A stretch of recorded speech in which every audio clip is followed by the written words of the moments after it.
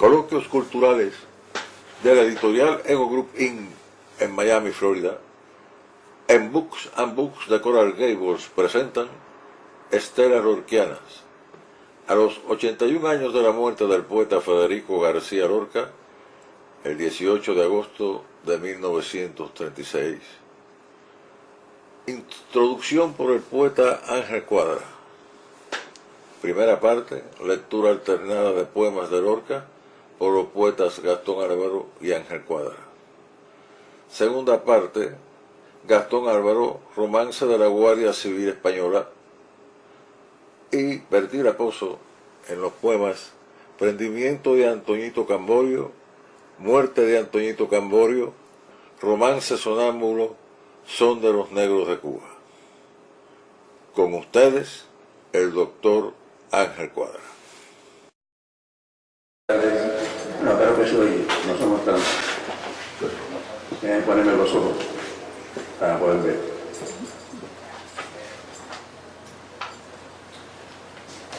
Bueno, y gracias por venir en un día como hoy, en que todos están en su semana larga. Y bueno, creo que decía Juan Ramón Jiménez que puede ser la inmensa minoría. Vamos a hablar entonces un tanto de García Lorca.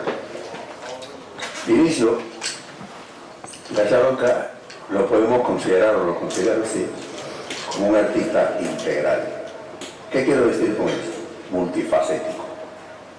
Era dramaturgo, su teatro era magnífico, interesante, era músico, inclusive tocaba el piano y le ponía música a sus obras también muchas veces, y era pintor, de modo que muchas de la escenografía y los diseños de trajes y cosas que tenía en el teatro que él dirigía, lo dirigió un tiempo, ¿verdad?, lo hacía él. Y fundamentalmente era un poeta.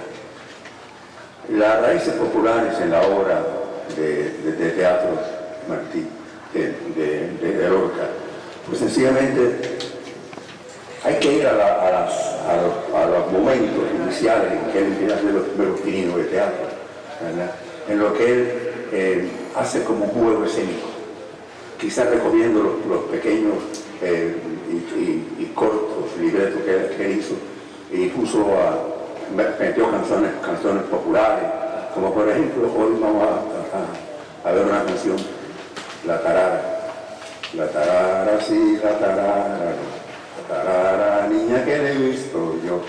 Esas cosas yo no sé cantar, pero esas cosas estaban en la voz del pueblo y él las recogía. Algunos las inventaba él, pero realmente él quiso ir a esas raíces del pueblo español.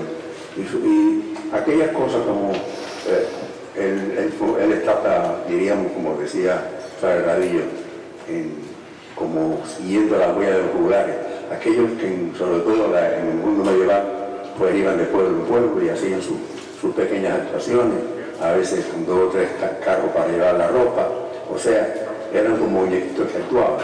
Sencillamente eso le gustaba mucho a él porque ahí estaba el origen de la populachería, realmente, si se puede llamar así, del pueblo español. Y claro, nos encontramos en ese momento la frescura que tenía Lorca inicialmente, la misma frescura de los inicios del teatro español.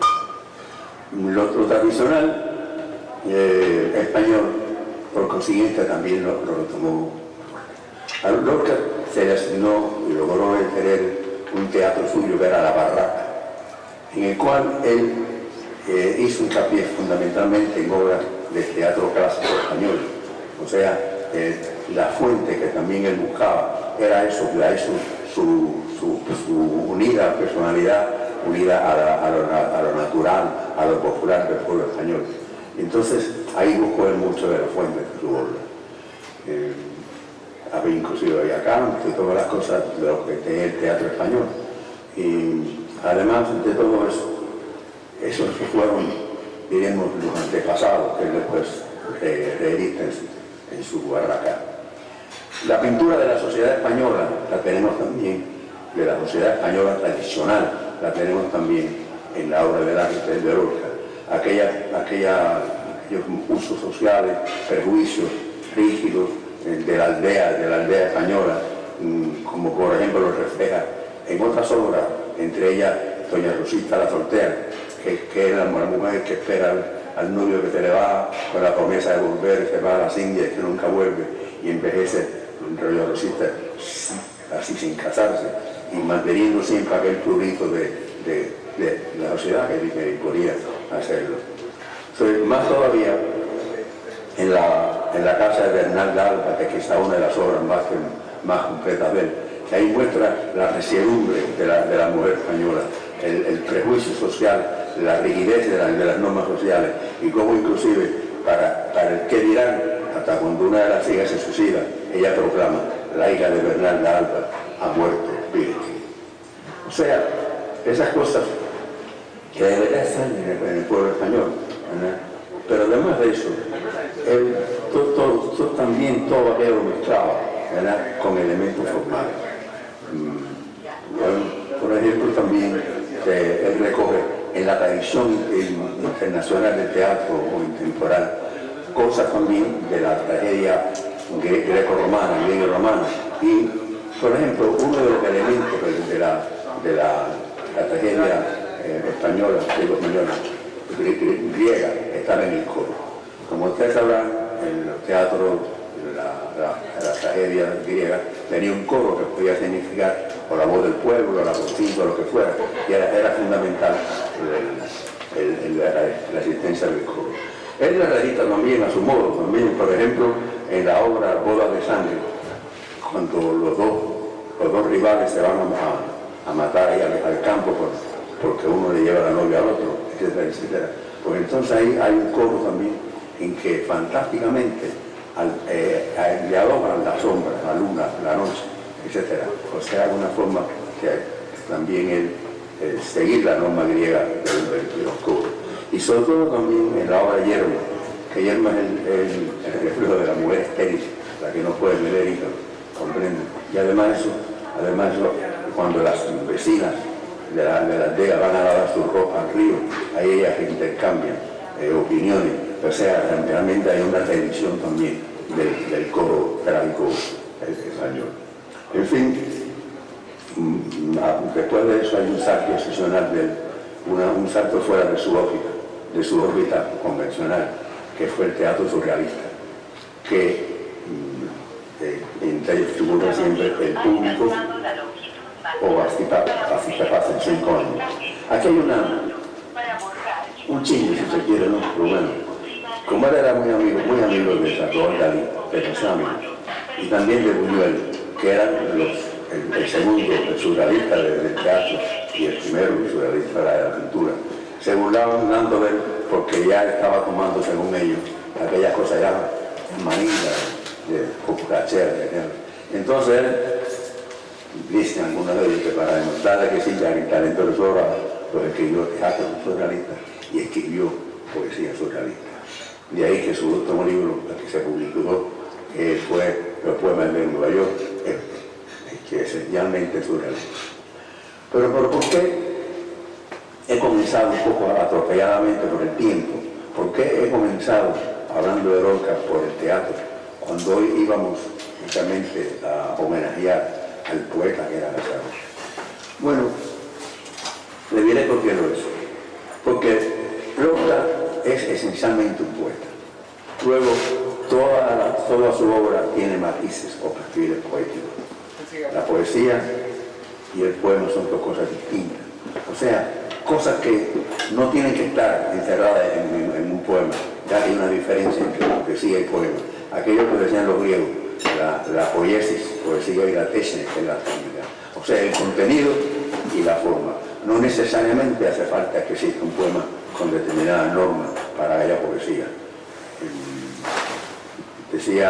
Nos encontramos una vez a Fernando Arrabal, teatrista español radicado en París, muy surrealista, y hablando con él, confiando por un tipo encantador, le pregunté con cosas como qué forma veía él del teatro que era adecuada, y él me respondió esto que nunca hemos visto: cualquier forma, siempre que sea un poema dramático.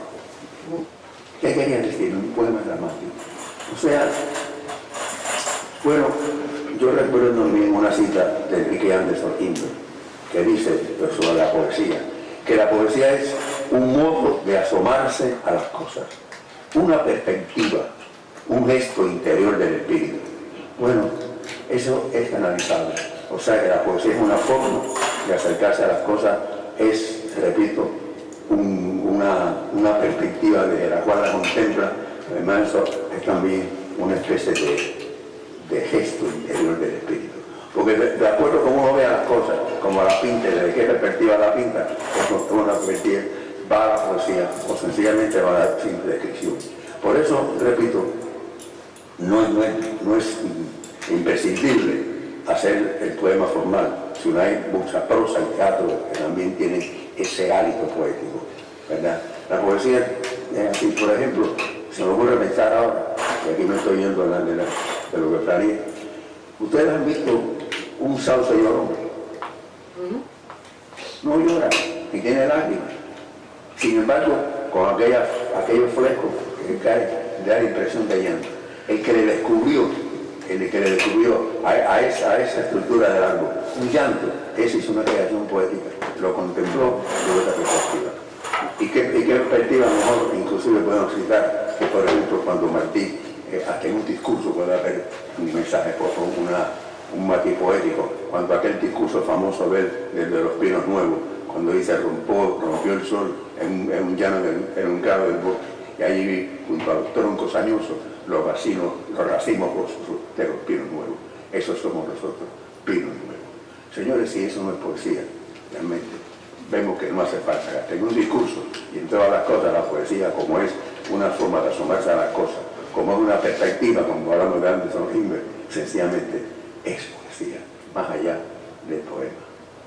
Pues bien, pues para hablar de García Lorca como poeta, era necesario ubicar un tanto al poeta dentro de su tiempo y dentro del país que le tocó vivir. Claro, su obra toda se hace en el siglo XX, nace muy afines ya en los años últimos del siglo XIX, luego toda su obra se hace en el siglo XX y fundamentalmente en los comienzos del siglo XX. Diríamos en la primera parte del siglo XX, ya que muere en el 36. ¿Qué pasó en ese periodo? Este es un periodo de convulsión realmente en todos los aspectos, sobre todo de convulsión estética y hasta después social, porque ya se veía también la conflagración que vendría con la guerra mundial. O sea, en este momento que está pasando algo. Está pasando también la aparición de las conocidas como escuelas artísticas o escuelas de vanguardia. O sea, era todo... no quiero irme de aquí. Claro, la escuela de vanguardia que comenzaron por todas las artes, pero por ejemplo, en la pintura tenemos una posibilidad, empezó a deformarse la figura, a dejar de ser una pintura figurativa, sino una pintura a veces de mancha, o sea, pintura figurativa y no figurativa, o sea, todo eso que era la revolución del arte moderno. Después hubo una proliferación de escuelas estéticas donde cada una se fija más o menos determinado modelo de lo formal, modelo con algún asomo de lo espiritual de cada individuo. Si nos ponemos a pensar, ya venía un antecedente del siglo anterior, porque por ejemplo en la poesía los simbolistas realmente pues era una nueva perspectiva, como eran los impresionistas. Entonces ya estaban preparando el camino por esa evolución que tienen las cosas en el mundo, en que vendría de todo modo una revolución en el arte moderno. Pues bien, pero como Lorca incursionó en casi todas aquellas escuelas o aquellos modos estéticos, es preciso aplicarle a este poeta lo que expuso al respecto el analista alemán Hans Settelmeyer, que yo lo pronuncié. Dice sencillamente: lo individual no se deja representar mediante modelos. Repito, lo individual no se deja representar mediante modelos. en este artista, en Lorca, todavía actúa, gracias a Dios, algo más y más complementario y distinto a veces de lo que es el espíritu de época. Pues bien, es cierto que él se mantiene cuando quiere en la ruta del espíritu de época y a veces lo rompe y va más allá. O sea, por eso es que decía al principio que era bueno ver el paso de él, el paso de él también el teatro y otras artes, para poder entender por qué dijimos que él, aunque pasó por casi todas esas escuelas, siempre mantuvo la característica suya personal. Y sabemos que un poema es de Lorca porque tiene su matiz, porque tiene su espíritu, etc. En la pintura se hace un poco más fácil marcar la diferencia, porque hay colores, hay formas, etcétera. Pero en la poesía tiene que hacerse con el idioma. Todos esos cambios, todas esas reformaciones o reformaciones, ¿verdad?, se tienen que hacer con el idioma. Ya no es igual que cuando lo hacemos desde un punto de vista de la línea, del color, etc. Muy bien, siguiendo esta ruta de viaje, es más fácil cruzar por el mundo poético de Federico García Lorca. Por eso he dado esta vuelta, he estado como separándome del camino para al volver de separarme del camino, traer algún ingrediente que nos fuera más fácil. Lo que quería Gastón, que hiciéramos una visión ni tan culta, no tenemos que hacerla, ni tan populachera, sino que enlace esos dos elementos que funcionan en la obra de Lorca. Nos encontramos entonces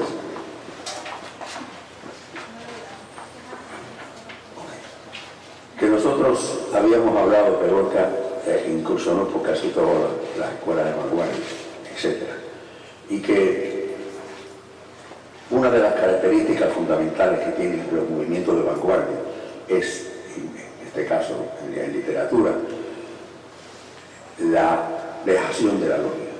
Echar por un lado la lógica, el raciocinio, sencillamente dejar a un lado y entonces dejar que otros emanaciones o proyecciones del espíritu de la persona o de la fase anterior a la inteligencia funcionen. Entonces nos encontramos que una de las características iniciales es el descuido de la lógica, dejar un lado la lógica y dejar que el espíritu, el gesto del espíritu, genere la creación poética. Eso decía que era muy difícil en el arte poético, porque lo que tiene que desfigurar y cambiar es sencillamente el idioma, y el idioma es de todo el mundo, porque lo grave que tiene en este caso el creador literario es que mientras el pintor tiene la línea, el color, el escultor tiene la línea, la perspectiva, el escrito no tiene más que las palabras. La posibilidad de la pintura no nace con un individuo, la tiene el pintor, la tiene el escultor, pero aquí en el lenguaje literario, con las mismas cosas, con los mismos elementos, con las mismas palabras que todo el mundo se comunica, habla de las cosas cotidianas o insulta o lo que fuera, el poeta tiene que coger esas palabras y unirlas de forma tal que aunque todo el mundo las pronuncie, en él parece que se usa por primera vez. Es ahí una de las dificultades mayores que tiene el ser poeta. Pues bien,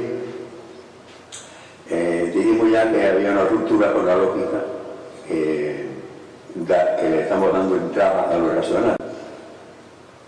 Y además de eso, para esta ruptura con la lógica, esta sugerencia, llevarnos más allá del plano de lo que estamos mirando, ese gesto del espíritu, esa perspectiva, sencillamente, cómo se fue manifestando en las diferentes modalidades que fueron las escuelas de vanguardia a principios del siglo XX. Y que realmente tenemos toda la herencia de los condenados, las ganancias que tuvieron y también los errores que cometieron. Pero fundamentalmente tenemos que ver una de las formas de la comunicación poética, que es la forma metafórica, la metáfora. O sea, ideas como para, decimos una cosa o para significar otra, eso realmente es la metáfora, y la imagen, también, que realmente es sencillamente casi una, diríamos, crear un cuerpo determinado o una entidad determinada, no para la entidad en sí, sino sencillamente para referirnos a otras cosas.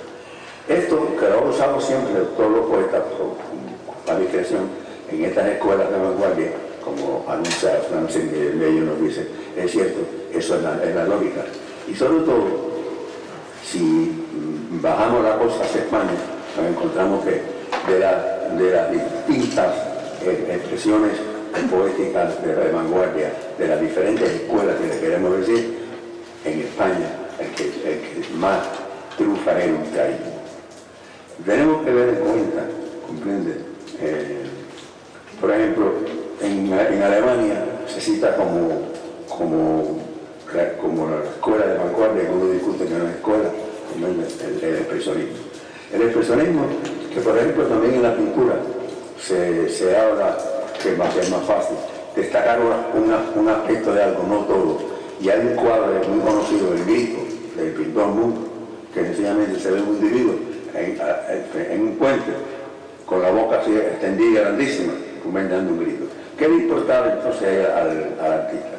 No le importaba reproducir la figura determinadamente, sino destacar un aspecto nada más, que ese era el que quería señalar. El grito sale por la boca. Claro, por eso decía que era más, creo que más fácil, si se quiere, por lo menos, para nosotros, en la pintura.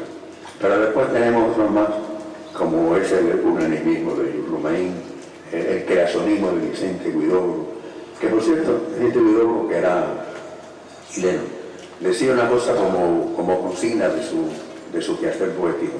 Decía, ¿por qué cantáis la rosa, oh poetas, hacedla florecer en el poema? ¿Ves que no saben entender? ¿Por qué cantáis la rosa, hacedla florecer en el poema? Y es una imagen que nos da Guillermo de Torres, por ejemplo, en su libro de la vanguardia, nos plantea lo siguiente. O sea, lo mismo que nos dice Vicente Huidobro. O sea, haz nacer la cosa, no nos la diga, supiérala, y que el que estaba pendiente la complete. Por ejemplo, hay unos versos que cita Guillermo de Torres, que dice, ningún arpista ha pulsado la lluvia. No mencionaba el arpa, pero todos pensamos de pronto en el arpa. O sea, sin mencionarla, la reconstruimos en ese mes. Igual eso piensa él. Y claro, así, eso mismo, nos encontramos esa misma imagen, que se me ocurre recordar ahora, en Dulce María Loinás, que dice, ¿quién pulsa el arpa de la lluvia? O sea, hay un enriquecimiento. No están diciendo la misma cosa, están dando sugerencias, diciendo algo para significar otra, para tratarnos otra, y sobre todo para enriquecer más la expresión y para que se participe más en ella el destinatario de lo que sea, música, pintura, o sea. Y entonces hay otros elementos también muy interesantes. O sea, ¿por qué? Estamos hablando del lenguaje metafórico, estamos hablando también de la imagen, la imagen que estamos viendo. Por ejemplo, hay un dato por aquí, que tiene que poner, que está en la materia, no quería.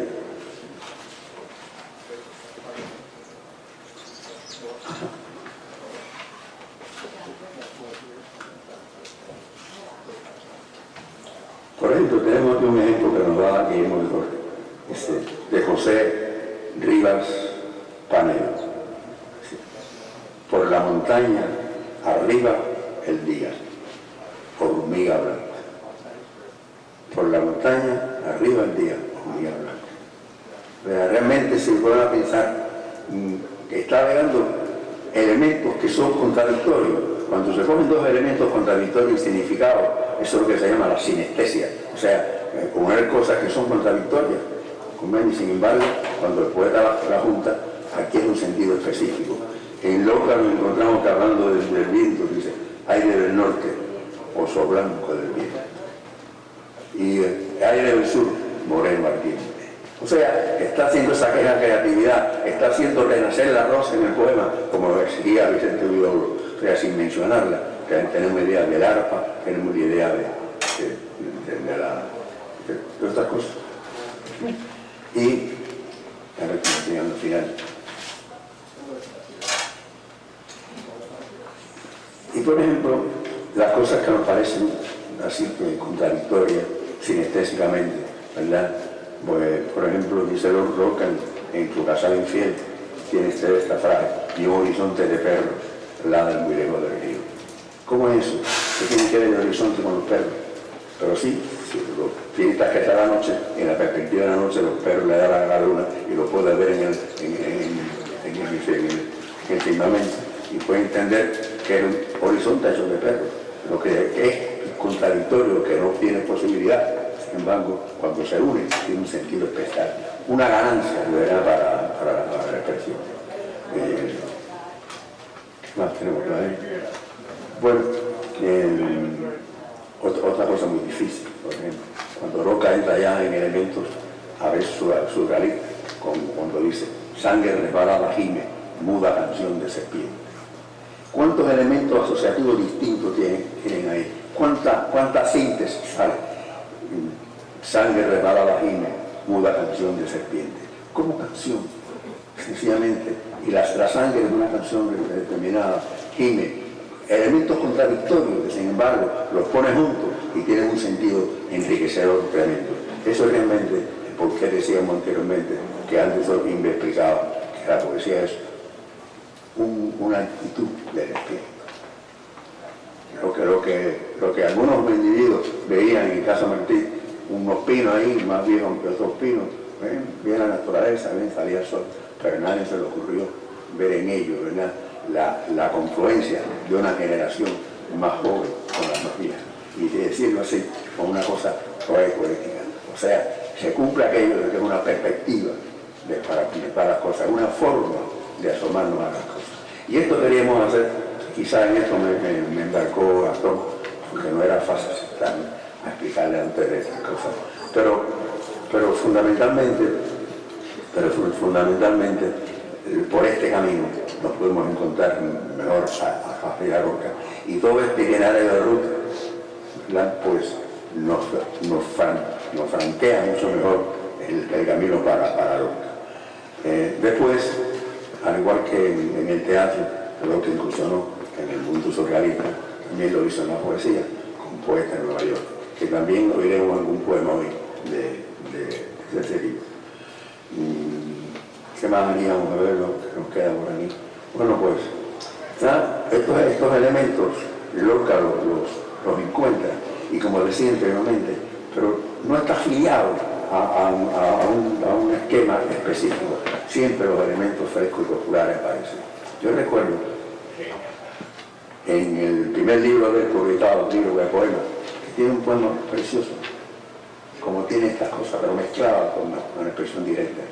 Yo pronuncio tu nombre en las noches oscuras, cuando vienen los astros a beber en la luna y duermen los ramajes de la fronda oculta.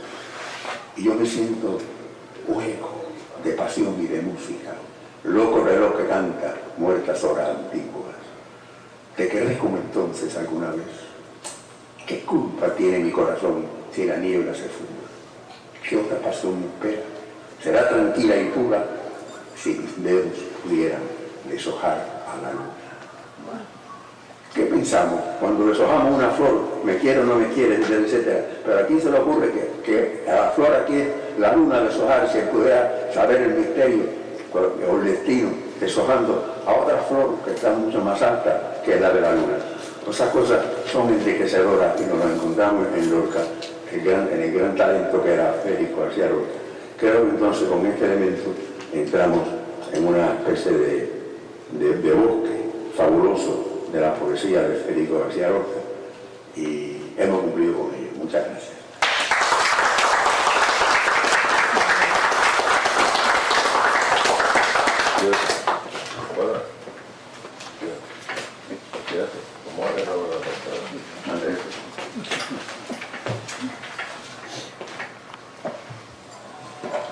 Ay, qué trabajo me cuesta como te quiero. Por tu amor me duele el aire, el corazón y el sombrero. ¿Quién me compraría a mí este cintillo que tengo? Y esta tristeza de hilo blanco para ser pañuelo. Ay, qué trabajo me cuesta quererte como te quiero. La tarara sí, la tarara no. La tarara niña que la he visto yo. Lleva la tarara un vestido verde lleno de volantes y de cascabeles. La tarara sí, la tarara no. La tarara niña que la he visto yo. Luce mi tarara su cola de seda sobre las retamas y la hierba buena. Ay, tarara loca, mueve la cintura para los muchachos de las aceitunas. Si tu madre quiere un rey, la baraja tiene cuatro. Rey de oros, rey de copas, rey de espadas, rey de maestro. Corre que te pillo, corre que te agarro, mira que te lleno la cara de barro. Del olivo me retiro, del esparto yo me aparto, del sarmiento me arrepiento de haberte querido tanto. De Mariana Pineda a una hora de Amparo. En la corrida más grande que se vio en Ronda la Vieja, 5 toros de azabarse con divisa verde y negra. Yo pensaba siempre en ti. Yo pensaba, si estuviera conmigo mi triste amiga, mi Marianita Pineda. Las niñas venían gritando sobre pintada cabeza, con abanicos redondos bordados de lentejuela, y los jóvenes de Ronda sobre jacas pinturet, los anchos sombreros grises calados hasta la ceja. La plaza, con el gentío, Cabañas, Yalta, Pineda, giraba como un zodíaco de risas blancas y negras. Y cuando el gran Cayetano cruzó la pajiza eterna arena con su traje color manzana, borrando de plata y seda, destacándose gallardo entre la gente de brega, frente a los toros zaínos que España creía en su tierra, parecía que la tarde se ponía más morena. Si hubieras visto con qué gracia movían sus piernas, qué gran equilibrio el suyo con la capa y la muleta. Ni Pepe Hillo ni nadie toreó como él torea. 5 toros mató, 5, con divisa verde y negra. En la punta de esos toques 5 flores dejó abiertas y cada instante rozaba los hocicos de la fiera como una gran mariposa de oro con alas bermejas. La plaza, al par que la tarde, vibraba fuerte, violenta, y entre el olor de la sangre y el olor de la sierra.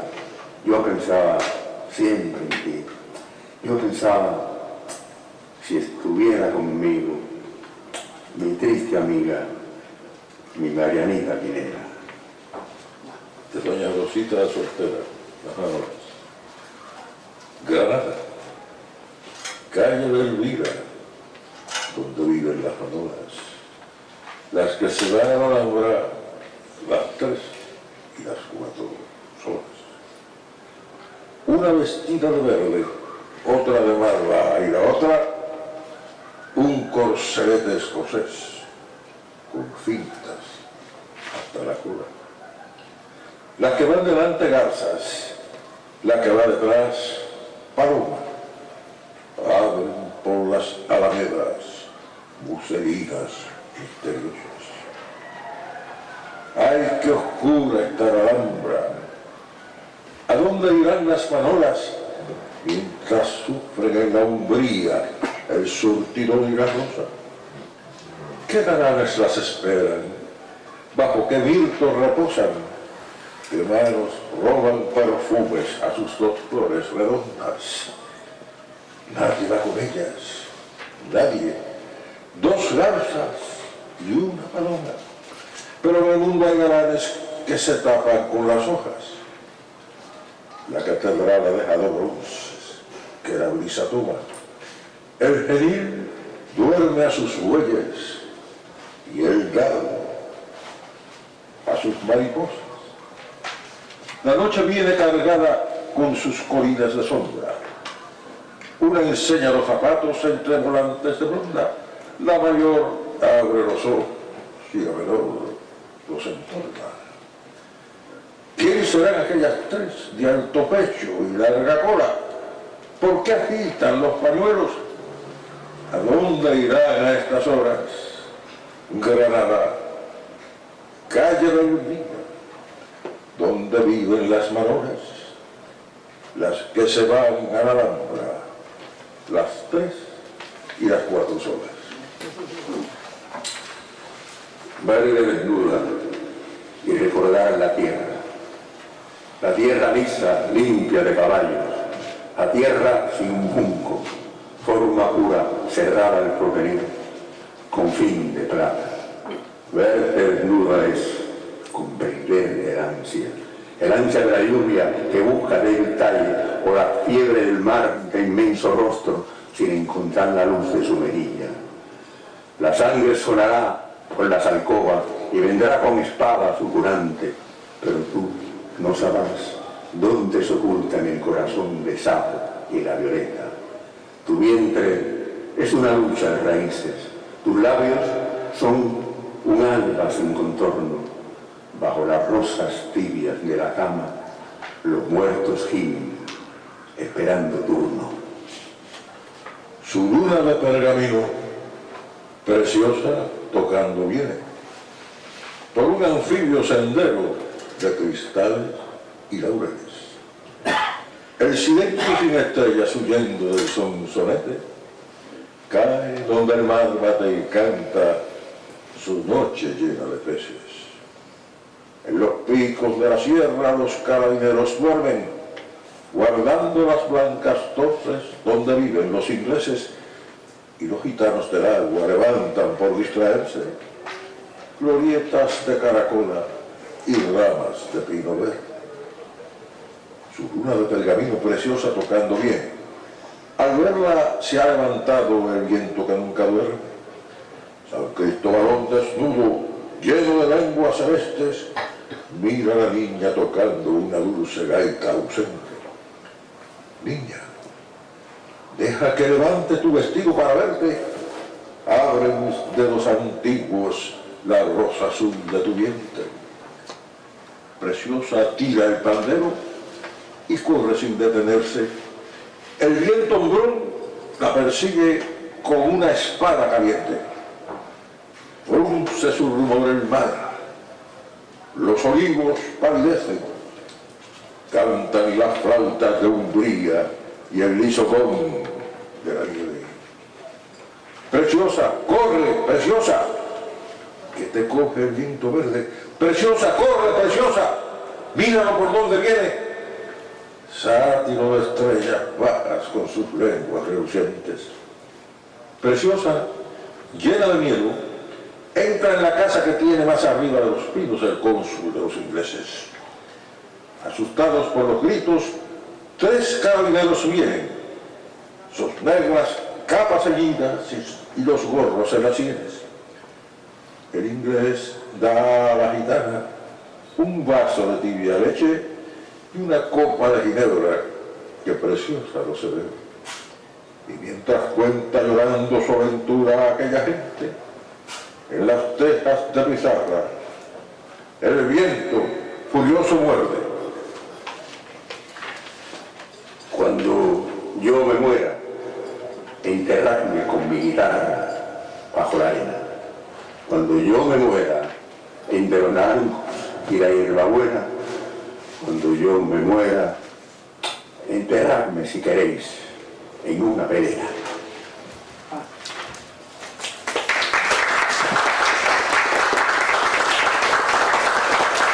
Prosiguiendo el programa, que vamos a interpretar ahora la segunda parte, Bertina Pozo y yo.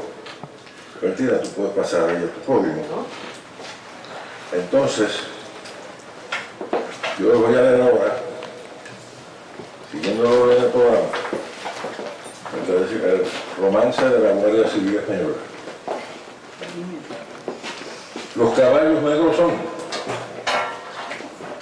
las cerraduras son negras. Sobre las capas relucen manchas de tinta y de seda. Tienen Por eso no lloran de plomo las calaveras. Con el alma de Charol vienen por la carretera, jorobados y nocturnos, por donde animan, ordenan. Silencios de goma oscura y miedos sin cadena. Pasan si quieren pasar y ocultan en la cabeza una vaga astronomía de pistolas inconcretas. Oh ciudad de los gitanos, en las esquinas banderas, la luna y la calabaza con las lindas en conserva. Oh ciudad de los gitanos, ¿quién te vio y no te recuerda?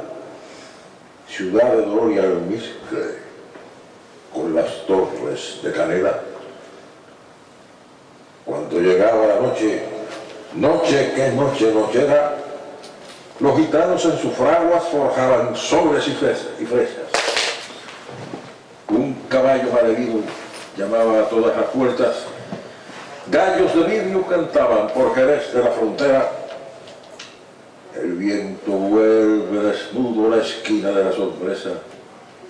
En la noche, platinoche, que nochera. La Virgen y San José perdieron sus castañuelas y buscan a los gitanos para ver si las encuentran. La Virgen viene vestida con un traje de alcaldesa de papel de chocolate con los collares de almendras. San José mueve los brazos bajo una capa de seda. Detrás va Pedro Domecq con 3 sultanes de Persia. La medialuna soñaba un éxtasis de cigüeña. Estandartes y faroles invaden las azoteas. Por los espejos sollozan bailarinas sin caderas. Agua y sombra, sombra y agua por Jerez de la frontera. Oh ciudad de los gitanos, en las esquinas banderas, apaga tus verdes luces que viene la benemérita. Oh ciudad de los gitanos, ¿quién te vio y no te recuerda? Dejadla lejos del mar, sin peines para sus crenches. Avanzan de 2 en 2 a la ciudad de la fiesta. Un rumor de siempre vivas invade las cartucheras. Avanzan de 2 en fondo, doble nocturno de tela. El cielo se les antoja a una vitrina de escuelas. La ciudad libre de miedo multiplicaba sus puertas. 40 guardias civiles entran a saco por ellas. Los relojes se pararon y el collar de las botellas se disfrazó de noviembre para no infundir sospechas. Un vuelo de gritos largos se levantó en las veredas. Los sables cortan las bridas que los cascos atropellan.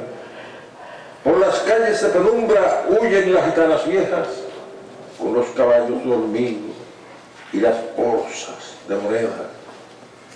Por las calles empinadas suben las capas siniestras, dejando atrás fugaces remolinos de tijeras. En el portal de Belén los gitanos se congregan. San José, lleno de heridas, amortaja a una doncella. Tercos fusiles agudos por toda la noche suenan. La Virgen cura a los niños con salivilla de estrellas, pero la Guardia Civil avanza sembrando hogueras, donde joven y desnuda la imaginación se quema. Rosa, de los Camboyos, gime sentada en su puerta con sus 2 senos, con sus 2 pechos cortados puestos en una bandeja. Y otras muchachas corrían perseguidas por sus trenzas en un aire donde estallan rosas de pólvora negra.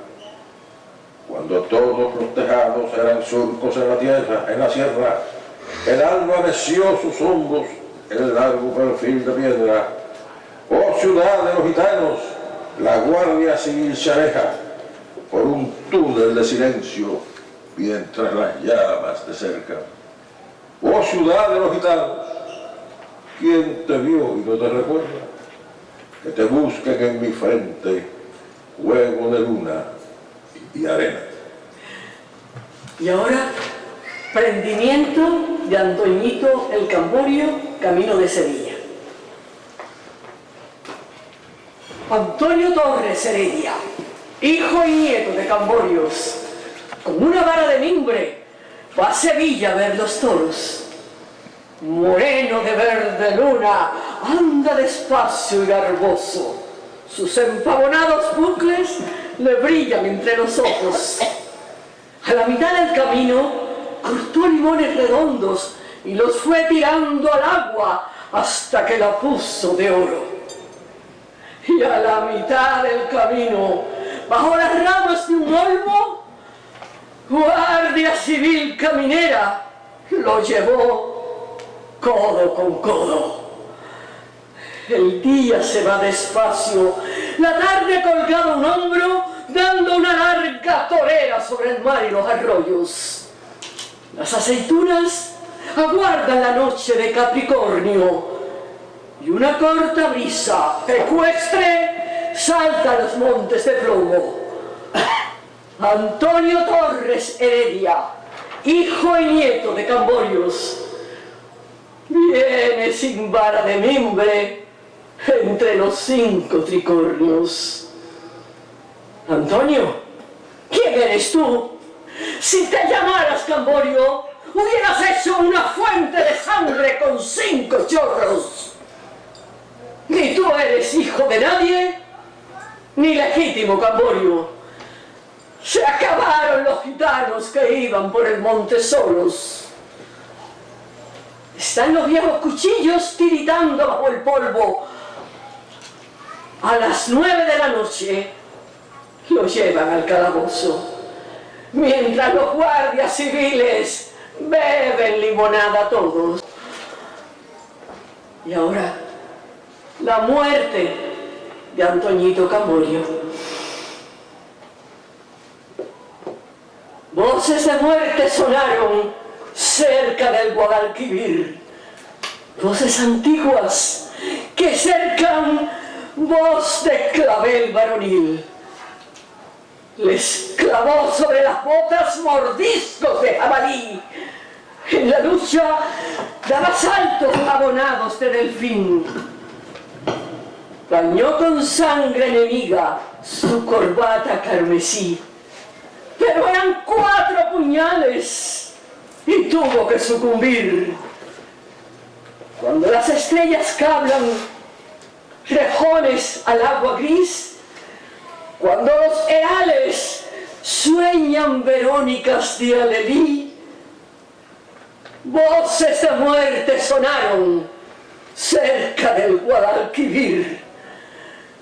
Antonio Torres Heredia, Camborio de dura crin, moreno de verde luna, voz de clavel varonil. ¿Quién te ha quitado la vida cerca del Guadalquivir? Mis 4 primos Heredias, hijos de Benamejí. Lo que en otros no envidiaban, ya lo envidiaban en mí. Zapatos color corinto, medallones de marfil y este cutis amasado con aceituna y jazmín. ¡Ay, Antoñito el Camborio, digno de una emperatriz! Acuérdate de la Virgen, porque te vas a morir. ¡Ay, Federico García! Llama a la Guardia Civil, ya mi talle se ha quebrado como caña de maíz. 3 golpes de sangre tuvo y se murió de perfil. Viva moneda que nunca se volverá a repetir. Un ángel marchoso pone su cabeza en un cojín. Otros, de rubor cansado, encendieron un candil. Y cuando los 4 primos llegan a Benamejí, voces de muerte torrentes cesaron cerca del Guadalquivir. Y ahora, cambiando el tono, vamos a oír de Federico García Lorca, Romance sonámbulo. Verde, que te quiero, verde. Verde viento, verdes ramas, el barco sobre la mar y el caballo en la montaña. Con la sombra en la cintura ella sueña en su baranda. Verde carne, verde pelo, con ojos de fría plata. Verde, que te quiero, verde. Bajo la luna gitana las cosas están mirando y ella no puede mirarlas. Verde, que te quiero, verde. Grandes estrellas de escarcha vienen con el pez de sombra que abre el camino del alba. La higuera frota su viento con la lija de sus ramas y el monte, gato garduño, eriza sus pitas agrias. Pero, ¿quién vendrá? ¿Y por dónde? Ella sigue en su baranda, verde carne, pelo verde, soñando en la mar amarga. Compadre, quiero cambiar mi caballo por su casa, mi montura por su espejo, mi cuchillo por su manta. Compadre, vengo sangrando desde los puertos de Cabra. Si yo pudiera, mocito, este trato se cerraba. Pero yo ya no soy yo, ni mi casa es ya mi casa. Compadre, quiero morir decentemente en mi cama, de acero, si puede ser, con las sábanas de Holanda. ¿No veis la herida que tengo desde el pecho hasta la garganta? 300 rosas morenas lleva tu pechera blanca. Tu sangre resuma y huele alrededor de tu faja. Pero yo ya no soy yo, ni mi casa es ya mi casa. Dejadme subir al menos hasta las altas barandas. Dejadme subir, dejadme hasta las altas barandas. Barandales de la luna, por donde retumba el agua. Ya suben los dos compadres hacia las altas barandas, dejando un rastro de sangre, dejando un rastro de lágrimas. Temblaban en los tejados farolillos de hojalata, 1000 panderos de cristal herían la madrugada. Verde, que te quiero, verde. Verde viento, verde ramas. Los dos compadres subieron. El largo viento dejaba en la boca un raro gusto de hiel, de menta y de albahaca.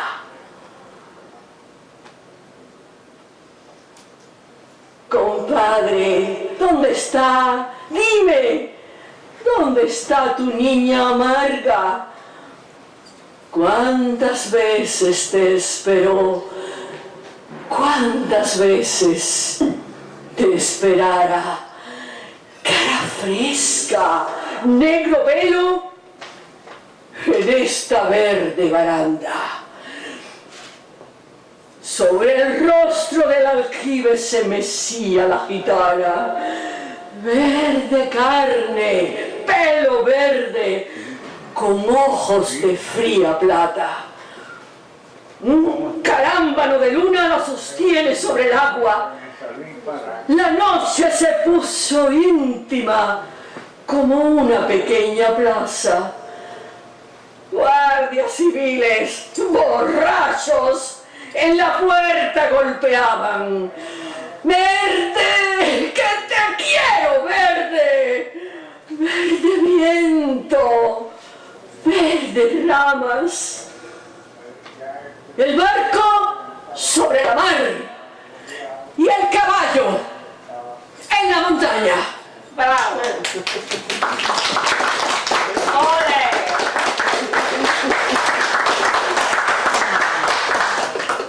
Y ahora, este poema que les voy a decir es muy especial para mí. ¿Saben por qué? Porque en los casi 60 años que salí de Cuba, siempre he tenido un dolor por dentro. Y es que amando tanto a la Virgen de la Caridad, nunca visité el Cobre, nunca fui a Santiago de Cuba. Y no iré hasta que Cuba no sea libre. Y no me importa, porque si no estoy viva, pues iré en espíritu, pero yo iré a Santiago. Y les voy a decir ahora de Federico García Lorca, que estuvo en Cuba. Son de los negros de Cuba.